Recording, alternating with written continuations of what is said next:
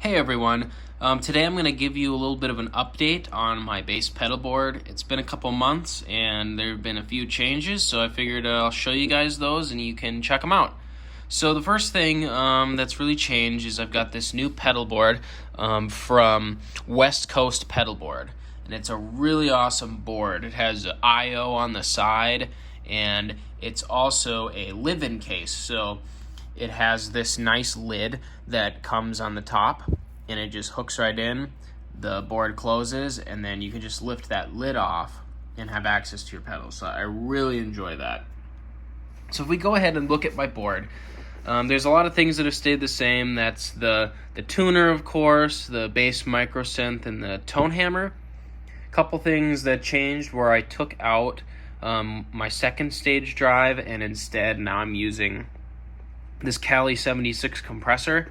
If we look at the settings here, you can see that it's pretty mild compression actually. I have really low ratio, tack release. Tack's really slow, release is super fast. And then I have this high pass filter up quite a bit too, so that the low end doesn't trigger the compressor quite as quickly. And basically this just thickens up my notes a little bit. It makes the top two strings a little bit thicker and just kind of glues things together just slightly, but it's not crazy compression, since front of house will really be handling that at the end of my chain. And so then we go into the MicroSynth, my normal sound with that you saw in the last video, and then I go into this Aguilar tone hammer. And then finally, out of the tone hammer, I go into the Noble Preamp DI. It's a tube DI, and it sounds amazing. It has really good warmth. This EQ is really great if I need to just warm up the low end a little bit or bring out some more presence. The EQ on this preamp is really great. It also has this nice toggle switch for a low cut, and you'd think on bass, why do I need a low cut?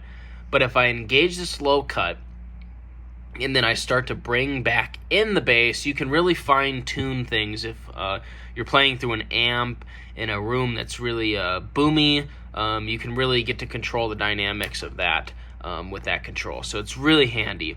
And the other thing I'm using the Noble for is on the side here, you can see that I have power outlets to power my pedals. So I'm actually powering all of my pedals, even my 18-volt pedals, with the Noble. If you're going to do an 18-volt pedal, you just have to get a special cable that Jack from Noble Amplification sells, and it basically just converts the 9-volt DC to steps up to 18 volts.